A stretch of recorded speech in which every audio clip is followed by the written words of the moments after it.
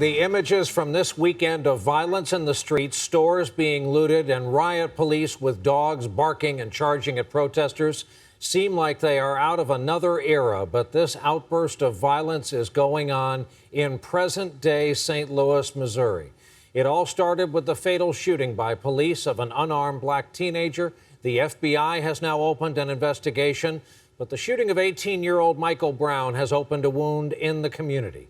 The violence, which erupted in the anger following a candlelight vigil, has taken place in Ferguson, a suburban St. Louis, and we begin tonight with NBC's John Yang. John, good evening.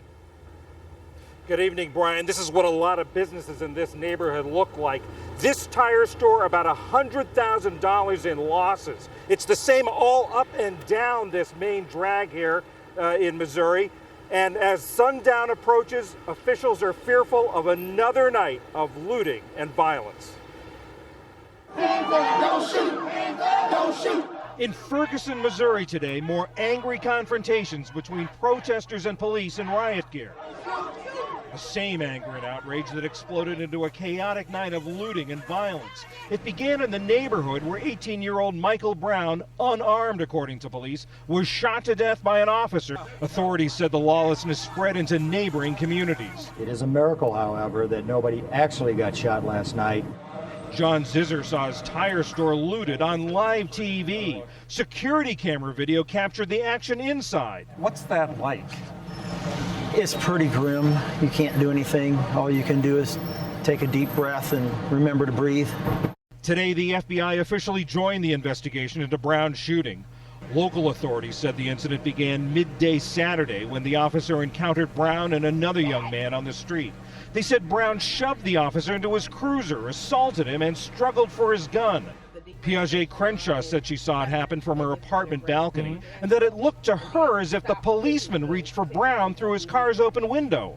It looked like he was trying to force him into the police car, or at least force him to stop walking. Authorities said the struggle spilled out onto the street where Brown was shot multiple times. He's running this way. He turns his body towards this way, hands in the air, being compliant. He gets shot in his face and chest and goes down and dies. Police Chief Thomas Jackson said the officer, who hasn't been named, is a 6-year veteran. He's on paid leave. Today I'd like us all to take a step back and think about how we're going to be moving forward. This morning I received a thorough update on the situation from Attorney General Eric Holder, who's been following it and been in communication with his team. I've already tasked the Department of Justice and the FBI to independently investigate the death of Michael Brown, along with local officials on the ground. The Department of Justice is also consulting with local authorities about ways that they can maintain public safety without restricting the right of peaceful protest and while avoiding unnecessary escalation. There is growing outrage tonight after an unarmed African-American teenager was shot and killed by police in the St. Louis suburb of Ferguson, Missouri. But there are conflicting reports about what led up to the shooting. NBC's John Yang has the details. On the streets of Ferguson, Missouri, outrage and anger. No justice, no peace. Protesters of different ages and races demanding answers in the shooting death of 18-year-old Michael Brown at the hands of a policeman. Investigators said at about noon Saturday, the officer, who hasn't been identified, encountered Brown and another man on the street in an apartment complex. There was a struggle, and one of the men pushed the officer into his car. Within the police car, there was a struggle over the officer's weapon. There was at least one shot fired within the car. The struggle spilled out onto the street where Brown, whom investigators say was not armed, was fatally shot. Police shot this man for no reason. Piaget Crenshaw, who took the cell phone video, says she saw those shots from her apartment balcony.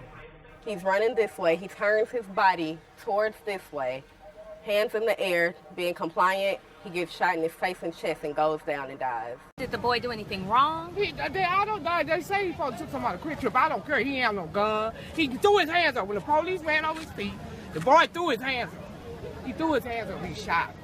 And the boy fell. Then he shot him some more. And what are they saying to you, the police? What are they saying to you right now about what's happened to your son? They aren't telling me anything. They haven't told me anything.